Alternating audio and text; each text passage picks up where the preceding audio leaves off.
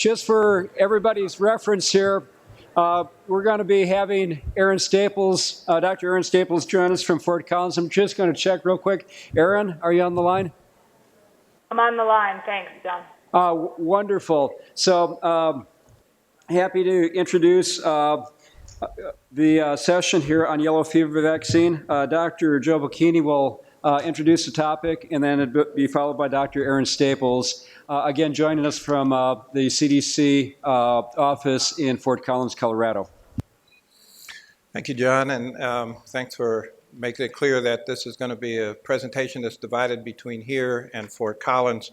So I'm just going to frame this, this presentation. So as you know, the Japanese encephalitis vaccine work group became the Japanese encephalitis and yellow fever vaccine work group to address issues with the potential change in the recommendation for a booster dose for yellow fever vaccine. Next slide. I'd like to first show you the members of the work group. I want to thank everybody for their participation. We've had some good discussions, and I want to especially thank Erin Staples, who will be your next presenter, for the work that she's done to keep the work group going to meet our deadlines. Next slide. As you know, I introduced at our October meeting the fact that we had been reformed to develop recommendations regarding yellow fever vaccine booster dose based on the SAGE recommendation that booster doses were no longer needed for yellow fever vaccine every 10 years. This would certainly affect travelers and laboratory workers who work with yellow fever virus. So the committee, the work group has met on a number of occasions. We're in the middle of a great approach to assess yellow fever vaccine data. We've chosen these critical outcomes to evaluate long-term immunogenicity, vaccine failures, and serious adverse events. Next slide. This shows you the timeline that we've created for the work group. We, as I noted, are conducting a number of teleconferences. We've discussed the vaccine immunity booster dose data. Today, Aaron will provide you with background data on yellow fever vaccine, and the recent change in recommendations. Subsequent to that, we will continue to complete the GRADE analysis, establish our recommendations, and our goal is to bring forward to you in June the booster dose recommendations from the work group, and prepare you for a vote in June, following which, if completed, we'll develop the document for publication in MMWR. Next slide. Erin Staples is in the Arboviral Disease Branch of the CDC at Fort Collins, and she will continue the presentation as of now. Erin? Thank you, Dr. Bocchini. Before I begin, I was asked to provide a little bit more information about our branch for those of you that are not familiar with our group. The Arboviral Diseases Branch is located in Fort Collins, Colorado, shown here on a map by a red star in the western United States, and with Atlanta being the other star on the map. Our branch is responsible for over 100 mosquito and tick-borne viral diseases, such as yellow fever, Japanese encephalitis, and West Nile virus. Now I'm going to provide you some background information on yellow fever disease. Yellow fever is caused by yellow fever virus in the genus Flavivirus. The virus is transmitted predominantly by Aedes species mosquitoes. It's endemic to equatorial Africa and South America, causing an estimated 200,000 cases and 30,000 deaths annually. This slide shows the 3 transmission cycles for yellow fever. On the left is the jungle or sylvatic cycle. In this cycle, the virus circulates between non-human primates and tree top-dwelling mosquitoes, either Aedes africanus in Africa or Haemogagus adsavirus species in South America. Humans are incidentally infected when they come in contact with these mosquitoes. This is the main transmission cycle in South America. The intermediate or savanna cycle occurs only in Africa. where it's the main transmission cycle. In this cycle, the virus circulates between semi-domestic 80 species mosquitoes and humans or non-human primates who live on the edge of the forest in the savanna region. The last transmission cycle on the right is the urban cycle, where humans are the primary reservoir and Aedes aegypti mosquitoes that live in or around homes are responsible for transmitting the virus among humans. Slide 10 shows the worldwide distribution of yellow fever.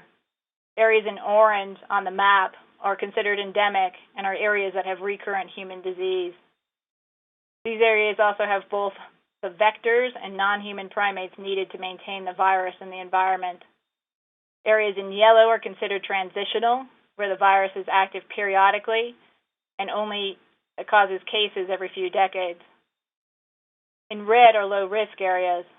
In these areas, humans have been found to have antibodies to yellow fever virus, and they are the right vectors and non-human primates to transmit the virus, but the areas never documented any human disease cases. Finally, in gray are areas not considered to be at risk for yellow fever. Following the bite of an infected mosquito, most persons will be asymptomatic or do not develop disease. For those that develop symptoms, the incubation period is approximately 2 to 6 days. Most symptomatic persons will develop a nonspecific febrile illness that is often not recognized or cannot be distinguished from several other disease conditions that have the same presentation. Only a small proportion of those infected will develop fever with jaundice or hemorrhage, and approximately 20 to 50% of those persons or severe disease will die. It's only the cases with jaundice or hemorrhage and death that are usually recognized and reported. There's no specific antiviral treatment for yellow fever, and therefore the mainstay of treatment is supportive therapy or care. Given the current lack of treatment, the best way to lower disease, mortality, and morbidity is to prevent the infection either through mosquito control measures or vaccination. I will now provide some background information on yellow fever vaccine.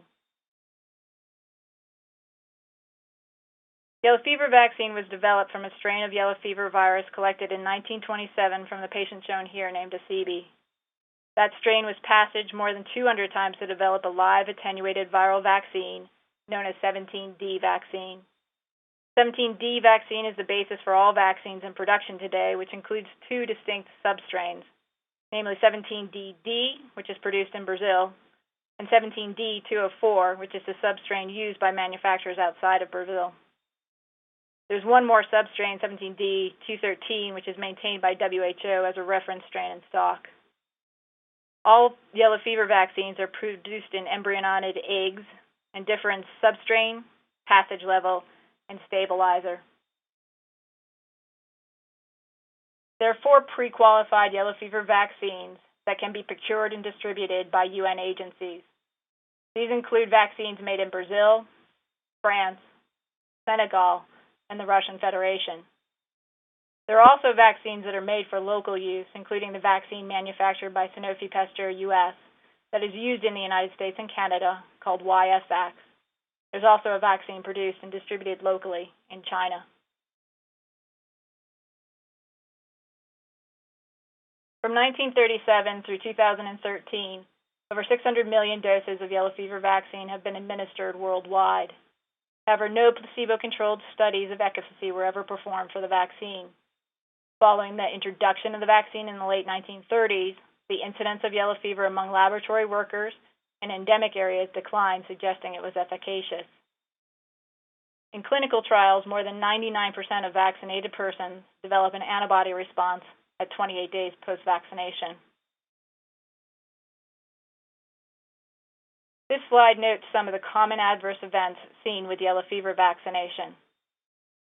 Systemic events include fever, headache, backache that occur roughly 3 to 7 days after vaccination in 5 to 15% of individuals.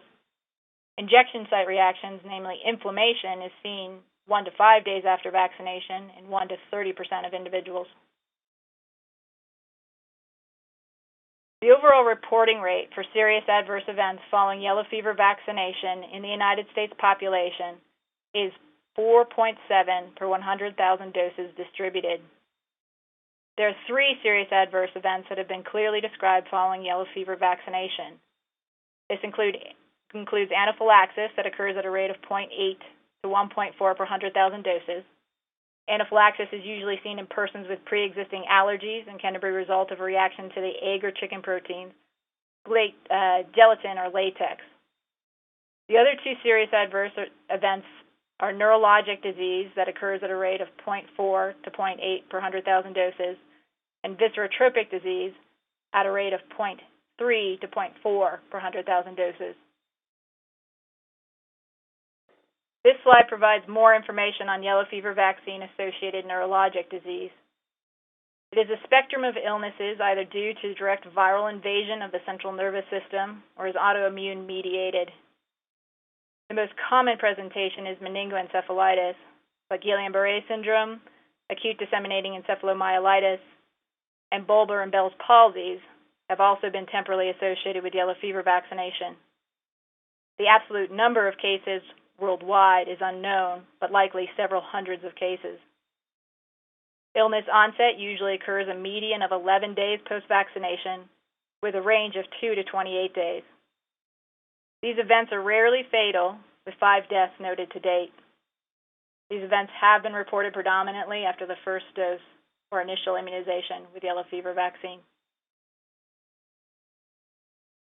Yellow fever vaccine-associated viscerotropic disease is a severe illness similar to the disease caused by wild-type virus, with vaccine virus proliferating in multiple organs causing multisystem organ dysfunction or failure. To date, over 60 cases have been identified since the event was first recognized in 2001. The onset is a median of 3 days post-vaccination with a range of 1 to 8 days. Viscerotropic disease tends to affect younger females and older males, though the age range between sexes is similar. Of the cases with a known outcome, 63% were fatal. This event has only been reported after initial immunization with yellow fever vaccination.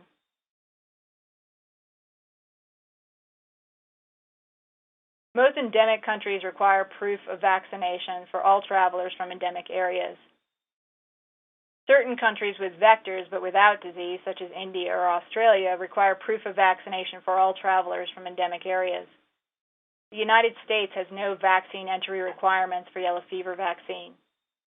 Yellow fever vaccine is the only vaccine covered by international health regulations, and per the regulations, countries can detain travelers without proof of vaccination for 6 days. Now I'd like to provide a status update on yellow fever vaccine recommendations. The last ACIP yellow fever work group was formed in 2008 to update previous ACIP recommendations. The work group focused on updating the yellow fever epidemiology, including information on the updated international health regulations from 2005, updating information on vaccine safety, and adding and improving the wording on vaccine precautions and contraindications. The updated recommendations were published in July 2010.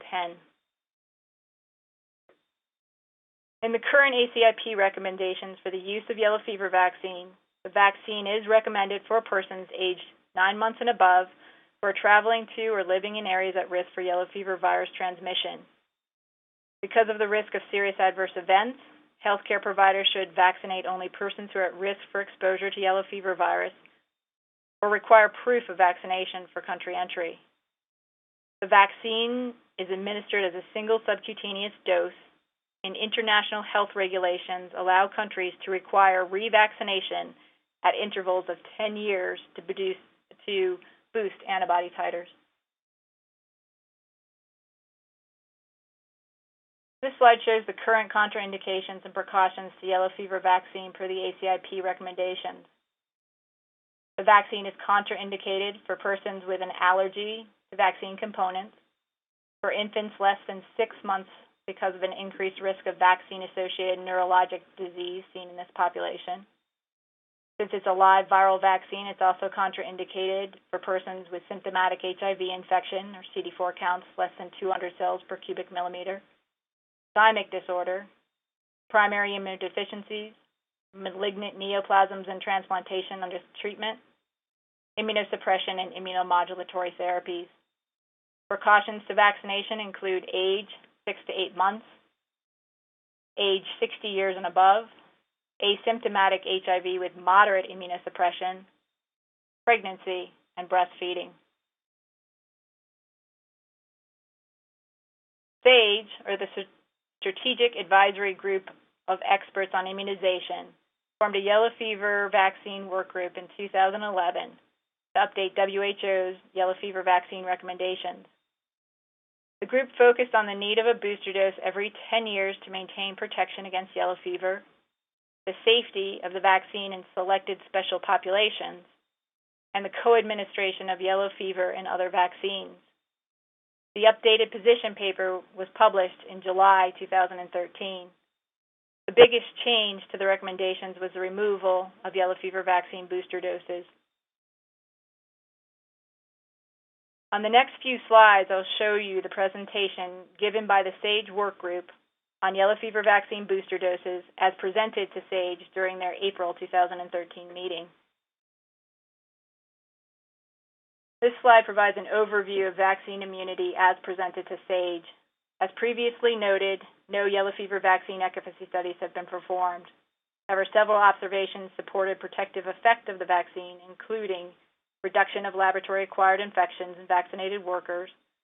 Only vaccinated persons developed disease following vaccine introduction, disappearance of cases and outbreaks when the campaigns were conducted, and protection of monkeys against virulent virus challenge by neutralizing antibodies generated in response to vaccination. These monkey studies determined a log 10 neutralization index greater than or equal to 0.7 correlates with protection. However, the correlative protection using the more common plaque reduction neutralization test, or PRNT, has not been established. More than 99% of vaccinated persons have developed neutralizing antibodies at 28 days post-vaccination. The 10-year booster dose interval was established in 1965 based on 2 studies documenting roughly 80% of recipients with detectable neutralizing antibodies around 10 years post-vaccination. This slide shows the summary of findings of a systematic review conducted for the SAGE working group regarding yellow fever vaccine booster doses. The review found that 10 to 20 years post-vaccination, a high proportion, greater than 90% of vaccine recipients had neutralizing antibodies. In persons vaccinated more than 20 years previously, roughly 80% had detectable neutralizing antibodies. Neutralizing antibodies were detected, at least in one person, as long as 60 years post-vaccination. 12 vaccine failures were documented within 5 years of initial vaccination out of the over 600 million doses of vaccine that have been administered to date. Some of the additional considerations that the SAGE working group discussed included yellow fever disease has been noted only in unvaccinated persons during outbreaks, such as in Nigeria during the outbreaks that occurred in the 1980s. And the data suggests a role for innate and cell-mediated immunity in the initial and memory immune response. The working group also had some issues and concerns about the booster dose data, including different PRNT levels used in published studies, making comparability difficult, a lack of understanding of protective immunity, other than neutralizing antibodies are associated with protective immune response, but the level of protective titers is unknown. In addition, the significance of innate and cell-mediated immunity is unknown. The work group also noted that natural boosting is likely to occur in endemic areas. So are travelers versus laboratory workers versus endemic populations really the same in regards to a need of a booster dose? Finally, there are limited data to suggest that certain populations might have lower seroconversion rates, such as children, or more rapid antibody decay, such as what's seen with HIV-infected persons. Therefore, certain populations might benefit from a booster dose. This slide is a summary of the key findings of the SAGE working group on yellow fever vaccine booster doses. No efficacy studies have been performed, and neutralizing antibodies are used as a surrogate. Current booster dose recommendations of every 10 years was established under international health regulations in 1965 and was based on limited data.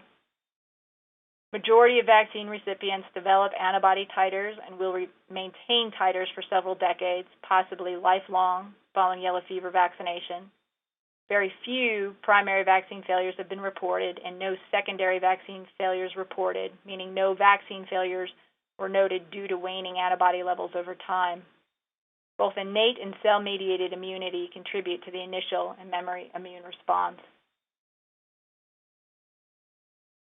Following this presentation, SAGE issued the following wording regarding yellow fever vaccine booster doses. A single dose of yellow fever vaccine is sufficient to confer sustained lifelong immunity against yellow fever disease. A booster dose is not necessary. This recommendation now makes ACIP and SAGE or WHO yellow fever vaccine recommendations discordant regarding the need for a booster dose. And as presented by Dr. Bucchini at the beginning of this session, the focus of the ACIP work group is to develop recommendations regarding yellow fever vaccine booster doses that will be presented to ACIP at an upcoming meeting for a vote. With that, I'd like to end and open this presentation up, if Dr. Temte agrees, for questions and discussion. Questions that people may have? Dr. Rengold. I think the obvious question is, will travelers be able to travel to other countries if they're not in compliance with booster dose? Will there be changes to the IHR? Will countries recognize once we make this recommendation? Or will they still be forced to get a booster dose to travel? So there has been several discussions, even when SAGE was considering making the change to drop the booster dose recommendations, because international health regulations, of course, is also at WHO. At this time, the current international health regulations have not been addressed, so countries still can require proof of booster doses. We have heard that some countries will continue to require that, though in general, we understand that the individuals that work in the group with international health regulations will be basically approaching each country individually and asking them to potentially provide waivers about the booster dose requirement or to change their personal requirements for need for booster dose. Dr. Plotkin. Yes, I'm comforted by the SAGE recommendation, but it seems to me there are some things that are missing from our knowledge. Now, one is I would like to see a study of adverse effects in a population that is receiving vaccine routinely. That is primarily African and Brazilian populations. I think that information would be very helpful. The second point is that this is a vaccine that is accompanied by viremia very regularly. And the viremia is very likely responsible for the viscerotropic and neurotropic reactions. One means that was used years ago was to give gamma globulin with the vaccine. Now, there's been a recent published study of viremia after administration of the vaccine given together with IgG, which concluded that IgG did not influence viremia. I think that result is questionable because the IgG very likely contained little or no yellow fever antibody. So I think one possible study that could be done in animals, for that matter, as well as humans, is to use gamma globulin that has been obtained from vaccinated individuals and therefore would have antibody, because it would be useful if you could give, for example, the elderly, and I have an obvious interest in this, if you could give the vaccine to the elderly together with gamma globulin to prevent the possible reactions by reduction of viremia. And lastly, I would be comforted if there were an immunologic study of booster vaccination in individuals who have received a dose of yellow fever vaccine many years previously to see just what kind of anamnestic response they have. Because, as you pointed out, the incubation period of yellow fever is not very long. So one needs that booster response fairly promptly. And although one can discuss innate immune responses and cellular responses, et cetera, I do think it's pretty clear that antibody is protective. And although 80% of travelers may have long-lasting antibody, there is that 20% to be concerned about. Dr. Freihofer?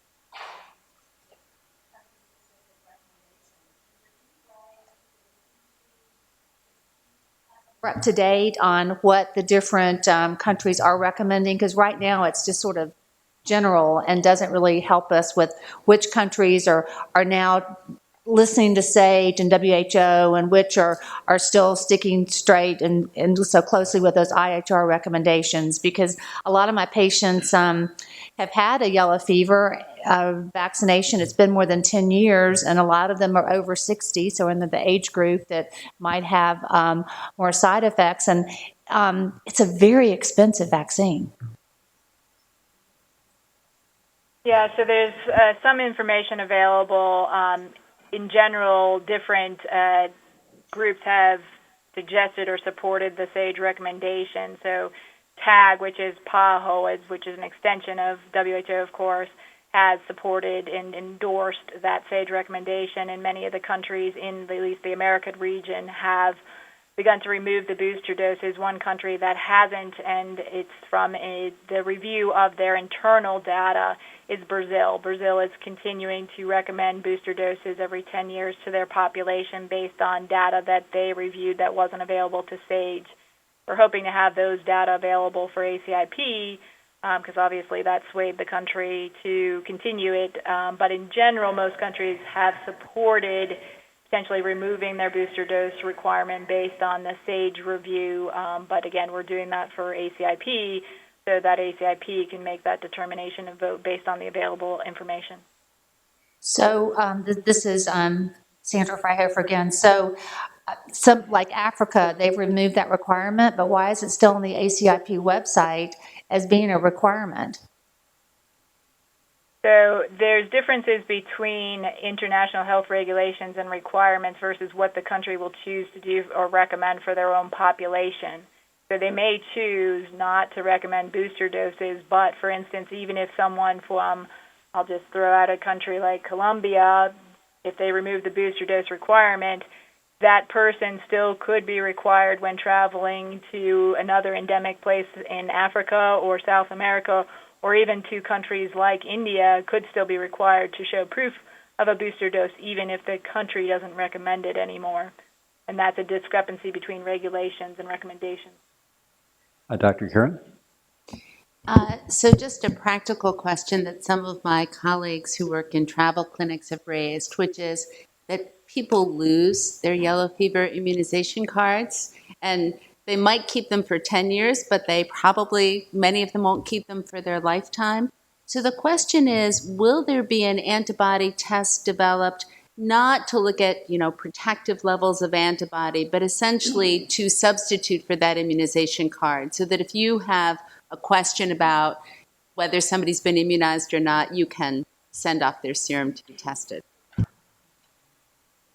Yeah, so there was some discussion about that in the SAGE working group, which I was a member of, in terms of the having proof of vaccination, and then in the end, it was really determined that having some sort of test that's readily available is not on the near future horizon. So it's really not something, and unfortunately, the way that international health regulations are written, it does require that whoever issued the original yellow card be the reissuer if a person loses it, which I know causes problems.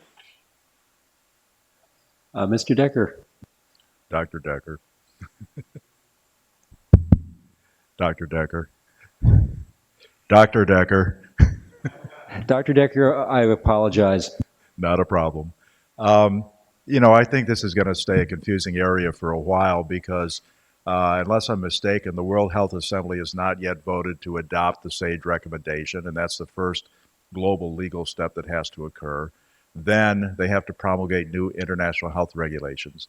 Then the corresponding countries around the world have to modify their national regulations to reflect the new international health regulations. And all that's going to take a while. Until that all works through the system, this will stay confusing and the websites will not quite be up to date. There's no way around that. But eventually, this will probably be adopted worldwide because it's been long recognized that you get lifelong immunity from a single effective yellow fever vaccination. And the main reason why the regulations didn't reflect that was administrative. The same thing we just heard about. You need to, if you let it be lifetime, how do you handle the paperwork issue? So maybe now in the day of computers, we'll find a way around that. In any event, once this all works through the system and ACIP modifies the yellow fever recommendation for the United States, we will have once again the situation that arose a couple years ago when ACIP modified the rabies recommendation for the United States. And the same situation that Dr. Sun mentioned a moment ago, more than a moment ago, when you were talking about possibly dropping a pneumococcal dose, which is that you will have national public health recommendations that are actually perfectly well-founded and correct, but they're at variance with the package insert, and that variance will probably never be reconciled. Now, that's not a reason not to do the right thing. I'm just pointing it out because, for example, with respect to both rabies and yellow fever, it's intuitively obvious that giving less vaccine will not result in non-inferior antibody levels. Therefore, there's no way to prove that doing less is non-inferior to doing more immunologically, which means under U.S. regulations, the only way to modify the package insert is by a randomized, blinded, active controlled clinical trial to show that, on the one hand, people who don't get a 10-year booster of yellow fever don't have higher rates of yellow fever disease than people who do get a 10-year booster, or people who get 4 doses of rabies vaccine don't have higher rates of rabies following exposure to a rabid animal than people who get 5 doses. Ain't going to happen. Those studies are not going to be done. So, I say this for 2 reasons. Recognize that this is going to be a growing dilemma. It's already a dilemma. Every time somebody calls and says, but CDC says you only need 4 doses, I said, so get them from the CDC. You want them from us, we're telling you 5 doses. We're legally required to tell you 5 doses. It's the way it's going to stay. The other thing is that it would be really nice if the interagency work group would have a discussion about this, because there ought to be a way for the regulatory authorities in various countries around the world, EMA, FDA, and so on, to have an administrative mechanism for reconciling new public health recommendations which are based on valid global experience with the package insert. So for example, if the package insert could say what it says now, but say more recently ACIP has recommended or WHO has recommended, and then at least you reduce the level of conflict. We can't change this, but maybe you guys in the federal system can work to change this.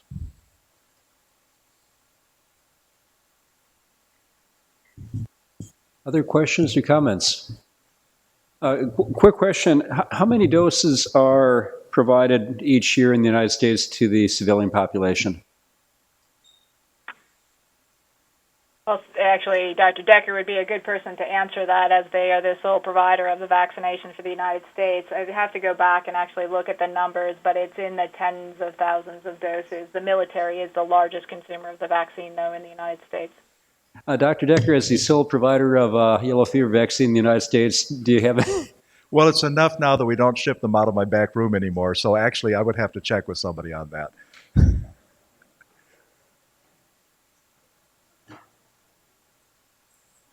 Are there, Dr. Shukat. Yeah, apparently the program did a survey of travel medicine clinics and estimated around 200 or 250,000 doses. That may not be per year. Civilian use, not counting the military. Civilian use in a year. And are the clinics that distribute, I know in my state you have to have a yellow fever certificate. Is that true across the country? Or is it a state-by-state regulation? That is true across the country. You do have to have, I mean, the states control the actual licensure, and Mark Gershman, who's sitting next to Ann, can also add to this, but states will control it, but there is a process for providers getting a yellow fever stamp that's necessary to stamp all of those yellow cards to make them valid.